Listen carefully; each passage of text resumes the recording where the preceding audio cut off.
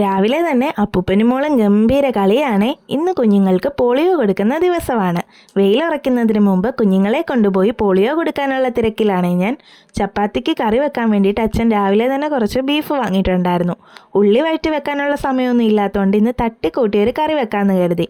കുക്കറിലേക്ക് ബീഫും ആവശ്യത്തിന് മസാലയും ഇഞ്ചി വെളുത്തുള്ളി ചതച്ചതും തേങ്ങാക്കൊത്തും സവാളയും എല്ലാം കൂടി ഒന്നിച്ചിട്ട് ഞെരടി ഇച്ചിരി വെള്ളം ഒഴിച്ച് അടച്ചു വെച്ച് വേവിക്കാനായിട്ട് വെച്ചു. ബീഫ് വേവുമ്പോഴേക്കും ചപ്പാത്തിക്കുള്ള മാവൊക്കെ കുഴച്ച് ഇത്തിരി നെയ്യും കൂടെ പുരട്ടി മാറ്റി വെച്ചു. ബീഫൊക്കെ നന്നായിട്ട് വെന്ത് വന്നു. ഉരുളിയിൽ വെളിച്ചെണ്ണ ഒഴിച്ച് കടുകും ചുവന്നുള്ളിയും കറിവേപ്പിലയും ഇച്ചിരി മസാലയും കൂടെ ചേർത്ത് മൂപ്പിച്ചെടുത്തു. ഇതിലേക്ക് വേവിച്ച് വെച്ച ബീഫും കൂടി ഇട്ടിളക്കി വറ്റിച്ചെടുത്തപ്പോൾ നല്ല കുറുകിയ ബീഫ് കറി റെഡി. കുറച്ച് ബീഫ് എടുത്ത് ഫ്രൈ ആക്കി കണ്ണമ്മൂനും ചപ്പാത്തി ഉണ്ടാക്കി കൊടുത്തു. എല്ലാം ചെയ്തിട്ട് വന്നപ്പോഴേക്കും ഇവിടെ ഒരാൾ മാക്രിയുടെ കൂട്ട് കിടന്നുറങ്ങുന്നു. യാമിമോടെ കിടപ്പൊക്കെ കണ്ട് അപ്പൂപ്പൻ അടുത്ത് തന്നെ ആസ്വദിച്ച് നിൽപ്പുണ്ടേ. എന്നാൽ പിന്നെ എന്തായാലും ഉറങ്ങുമല്ലേ, ഇച്ചിരി കൂട്ടസിട്ടേക്കാന്ന് ഞാൻ കരുതി. അങ്ങനെ ഇട്ടത് അതേണ്ട. അപ്പോഴത്തേക്കും പൂച്ചയുറക്കമൊക്കെ കഴിഞ്ഞ് അവൾ ഇങ്ങെത്തി. പുറത്താണെങ്കിൽ ഒടുക്കളത്തെ വെയിലും. ഇനിയിപ്പോൾ വെയിൽ മാറിയിട്ട് പോകാമെന്ന് കരുതി. അപ്പോഴത്തേക്കും വേണ്ട ഇവിടെ ഒരാൾ വെസൽ ഡ്യൂട്ടിയൊക്കെ ഏറ്റെടുത്തിട്ടുണ്ടേ.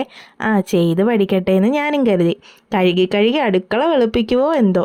പാത്രം കഴുകൊക്കെ കഴിഞ്ഞ് ചേട്ടനും പെങ്ങളും പതുക്കെ മുറ്റത്തേക്ക് ഇറങ്ങിയിട്ടുണ്ടേ. കണ്ട ചേമ്പും കാച്ചിലും ഒക്കെ പറിച്ച് പെങ്ങളെ കളിപ്പിക്കല്ല അവൻ്റെ മെയിൻ പരിപാടി. അവിടെ ചിരി കണ്ടാൽ തോന്നും അവനെന്തോ ചിക്കൻ കാല കൊണ്ട് കൊടുത്തേക്കുന്നതെന്ന്. കളിയൊക്കെ കഴിഞ്ഞ് ഓറഞ്ച് പറിക്കാൻ വേണ്ടിയിട്ട് പോയി.